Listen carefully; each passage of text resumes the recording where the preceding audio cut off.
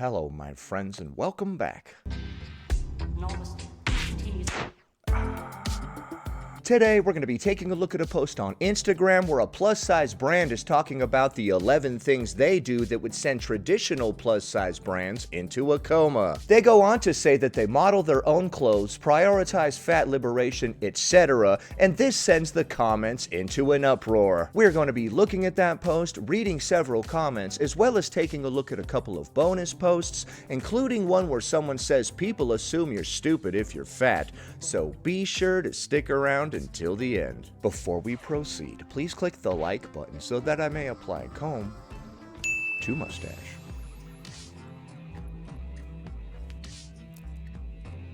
"11 things I do as a fat lib business owner that would send traditional plus-size brands into a coma." Okay. "I model my own designs. How can I advocate for your right to be seen if I don't exercise my own?" Okay. "I prioritize fat liberation. I decided early on that advocating was more important to me than profits." Oh yeah? Are you losing money? "Of course, I still need to make money to survive, but wherever possible, I pick the movement every time." Do we really care about the movement more than the profits? Or is it just profitable to pretend to care about the movement? "I use my platform to advocate for change. As a disabled person, using my voice is one of my most effective forms of protest. I create art about social and political issues to help raise awareness and funds for related nonprofits." Okay, you're donating to some nonprofits and whatnot. "I go to bat for other brands." Okay, so I like the old school, like retro stencils hanging down or whatever the heck. Tinsel? I said stencils. I'm an idiot. I like the retro tinsel hanging down, but the light, right, like reflecting off of it right here is causing your faces to be backlit. Some of this light is even like going over her face a little bit, like it's having a really weird effect. "I go to bat for other brands. I know what I do is special, so I'm not worried someone else will do it better, but I am worried that our community will lose its juice without its leaders." Loose its juice without its leaders. "So I support my peers and their businesses. The tide rises all boats." Okay.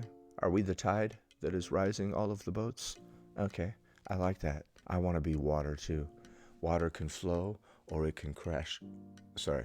"I center larger fats. For most of my life, I've been the largest person I know, and I know a lot of big people. That's not a dig, it's just a fact. I always pattern my largest size first and insist on showing you items on large fats. I share things about my personal life. I'm an artist, and my experience as a fat person informs everything I create. I can't keep all that from you." Well, no, you can't keep all of that artistry from me. That would be a crime. It would be a crime against humanity to keep this type of art away from my eyes. My eyes need to absorb all of this. I'm letting it soak into my retinas super hard. I'm sorry. "I put fit above profits. Fat people come in lots of different shapes and sizes, so I design clothes that adapt to your body and insist on rigorous fit testing. You deserve clothes that fit you on the first try and through body changes." Well, hopefully my body isn't continually changing to where I have to buy clothes all the time, like constantly buying bigger and bigger clothes. "I build time to rest into every project." Okay, well, I'm glad you're taking your breaks or whatever. The labor board or whatever will be happy to hear that. "I'm chronically ill, so my body insists on rest. But even if you're not, resetting after a big project will help you stay juicy and avoid burnout." Well, I definitely want to stay juicy, so I better rest, huh? I better rest and stay juicy and avoid burnout. You know what? I agree. We got to do what we got to do to stay juicy. You know what I mean? Oh, okay, now the pictures are getting very interesting. She's rubbing a cake all over herself, or what's left of that cake. "I empathize with my customer. I've been you so many times. I've cried in fitting rooms and been disappointed by items I've ordered that didn't look or fit as promised. I want a better experience for you and will do a lot to make that happen." You'll rub a cake all over yourself to give me a better experience? Thank you. How did you know that this is what I wanted? Is this what I don't know. I don't know if this is what I want, honestly. Where's the rest of that cake? Okay, so I usually rub cake all over myself to help me empathize with my customers. Well, I didn't know that other people were doing this too. I feel like you owe me a little bit of royalty money. I invented this. I wear my designs every chance I get. I would hope so. If I was a designer and I was like designing clothes, that would be all I wore. Like, why would I wear anybody else's designs if I could design clothes? This would be my polo, son. It's not just a photo opportunity. Honestly, most of the brands that fit me are making drab clothes designed to hide my body. My designs always feel boundary pushing while being comfortable and fitting like a dream. I don't make anything I wouldn't love to wear. Okay. Well, that's cool that you're making clothes that you actually like and actually want to wear. It would be bizarre if you didn't even wear your own stuff, you know? I support and vend at events that don't always make me money. Community will never hurt your business. Oh, and her clothing company is called Chub Rub. Do things worth remembering and you'll always be the one they can't forget. Myself. Really? You just quoted yourself? But seriously, I just wanted to take this moment to reintroduce myself to all you incredible babes. Making you feel hot and empowered is one of my greatest joys in life, so thank you to everyone who trusts me enough to play dress up with them. Fat babes need to stick together, and whether you're new or you've been here for a while, I'm so proud y'all have stuck around with me. You deserve plus-size art, clothing, and representation that brings you joy, and creating that is my mission in life. How am I doing? Is there anything you'd like to see more of? Let me know in the comments, babes. Okay.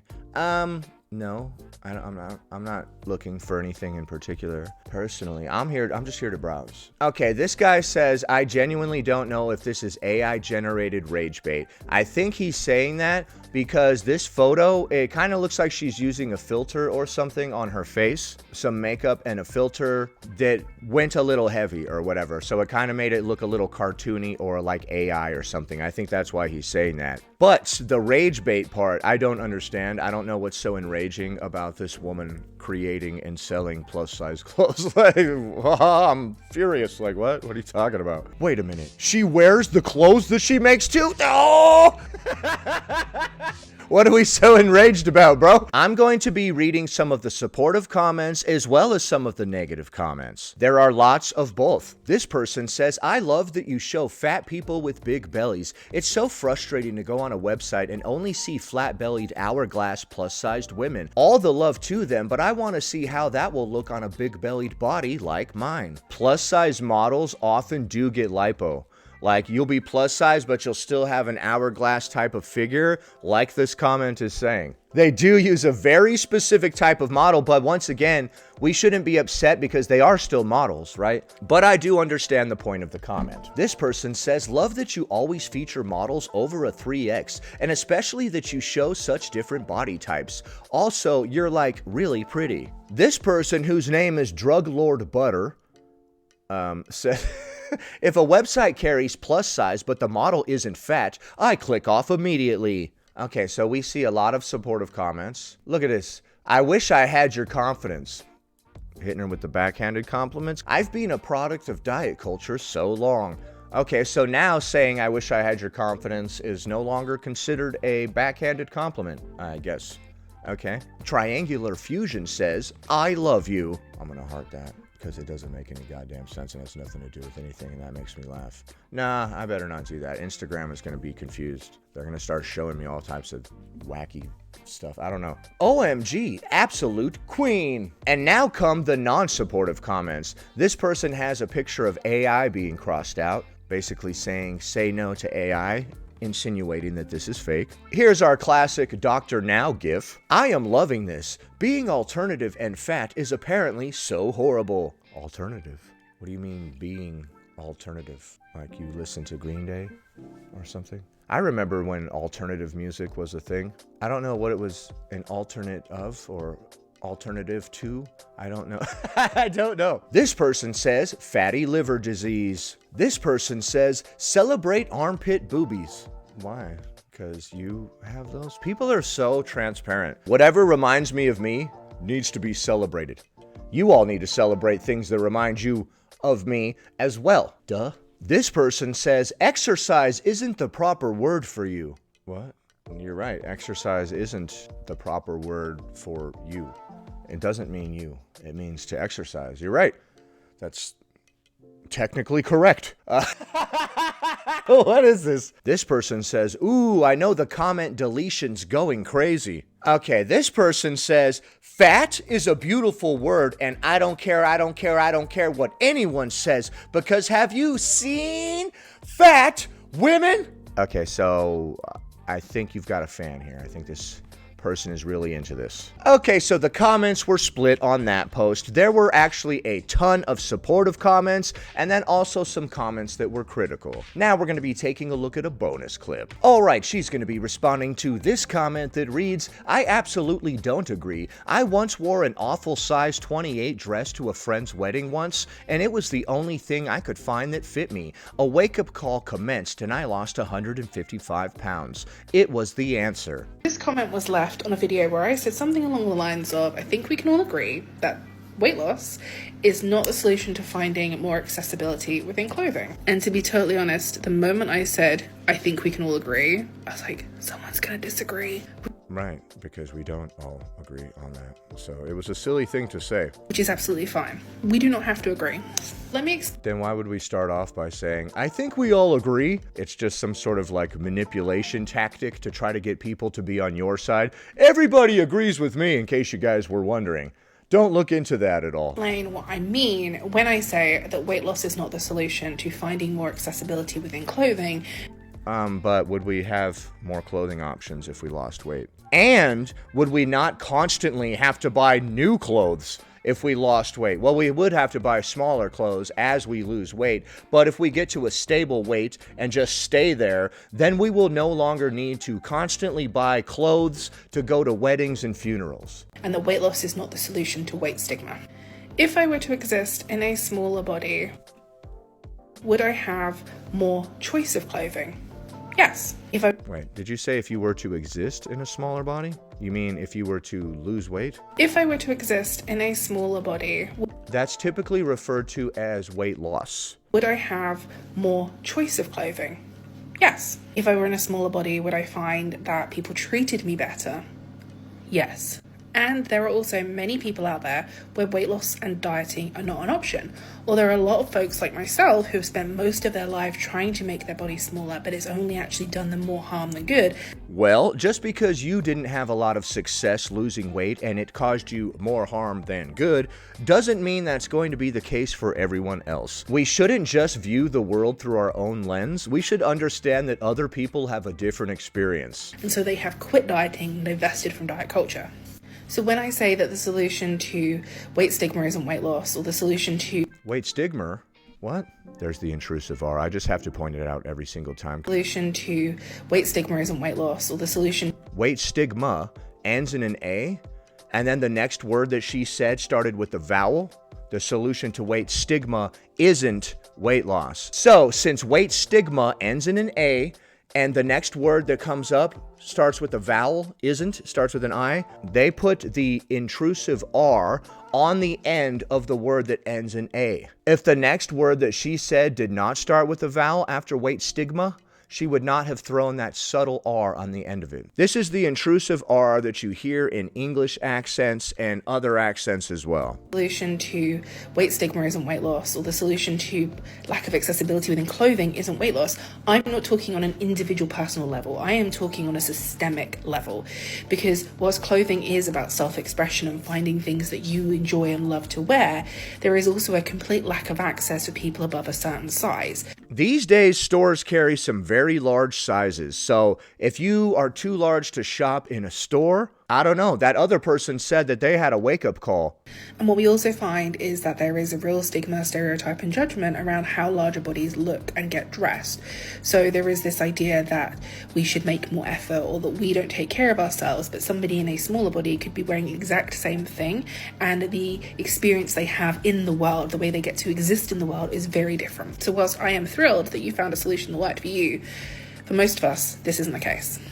For most of us, this isn't the case. Once again, we're speaking for the group, right? You started it off by saying most people agree with, knowing full well that a lot of people don't. And then you go on to say, for most of us, this isn't the case. I don't think we should be speaking for everybody else and being like, for most of us, that's not a solution or that's not gonna work. Just because we had issues losing weight and it didn't work out for us and it made us do other unhealthy things, doesn't mean that that's going to be the case for everyone else. The person that you're responding to in the comments lost 155 pounds because they didn't like the ugly size 28 dress that they were forced to wear to that wedding. Next. So being a heavyweight survivor isn't really just about the weight. A heavyweight survivor? Is that what we call it when we were formerly larger and then we lost weight? Right? It's about what you had to survive when people reduced you to your body. And this is one of those things that, like, there's so much underneath the surface and sometimes it doesn't really get talked about a lot. But when you're normal sized and you're going about your day, you know, people that you come across, they assume that you are a fully faceted person, right? You have dreams, you have goals, you know, you might have financial struggles. I don't assume a bunch of positive stuff about strangers. I'm not like, oh, that's a normal sized person. Man, they must have their life together. I don't think that at all. I've met people before. I'm not delusional enough to think that every single person has their stuff together. The average person is a dumpster fire, regardless of their body size. Not you. If you're watching this, you're way cooler than the rest of these frickin' plebs. But the rest of these plebs, woo! Or you might have a bad relationship with your kids, or a good relationship with your parents, or you're part of a church group, or, you know, you have financial struggles, or you don't. You're multifaceted, right? You're human. You have a lot going on. This is just an assumption. I don't assume any of that about people. That people make when you're out and about, right? When you're fat, not just overweight, I mean like fat, you know, 300 pounds, that kind of thing. You're just fat. They see you and it's just, you're fat. They do that up and down, look at your body, and then you can see the dismissal across their face. Well, I mean, that's what you think you're seeing. You don't really know what they're thinking, though. You walk into a room and people look at you and you think that they looked you up and down and gave you a dirty look, but they might have just looked at you and then gone back to their life. Like, when you're insecure, you will be looking for other people looking at you, and you'll notice it and you'll think that it's something negative even if it's not, because you're looking for it. A confident person walks into a room and doesn't give a crap about how anybody is looking at them. You know, I assume that everybody's looking at me when I walk into a room because they want me. That's what I assume. If you're looking at me, I assume it's because you want me. It doesn't have to be true. It makes me feel good. And not only are you just fat, you're probably stupid and lazy as well, because, I mean, look at you, right? We're reading a lot into a look, aren't we, bestie? Wow, somebody said all of that with their eyes by looking at you. Okay, all right. So you're not really a fully formed human. You're just your A fetus? body. And Oh, no, you're just your body. Oh. It would be cooler if they thought we were not fully formed and we were a fetus. That would be more fun. We could mess with them a lot. You ever seen a fetus do this and then you start dancing?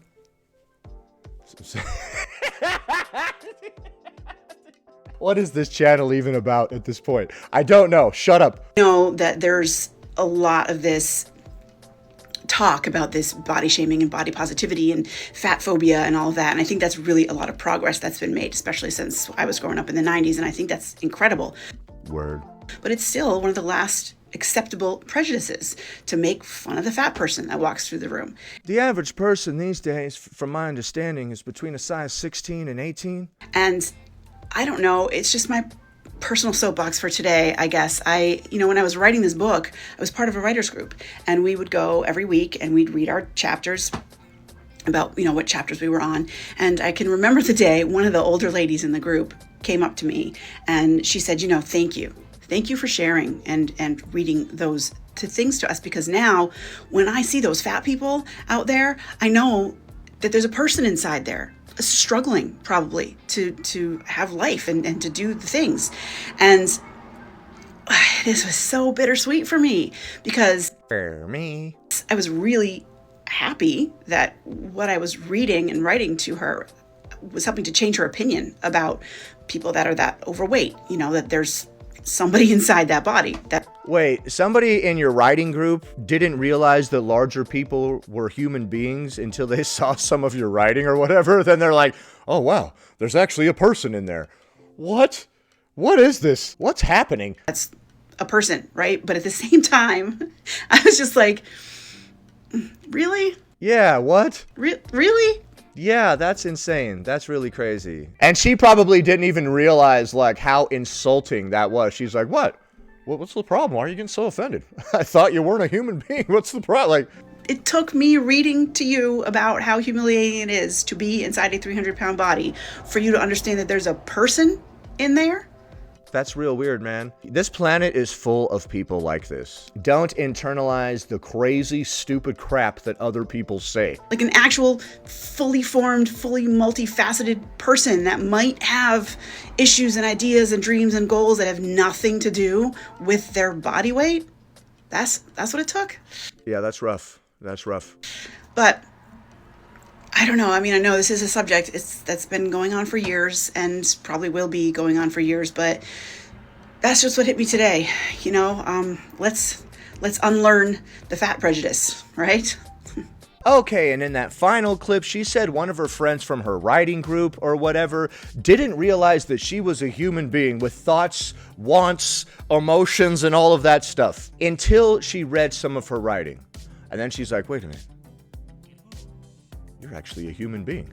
What the hell, bro? Wow. I don't want to be part of this writing group anymore, Martha.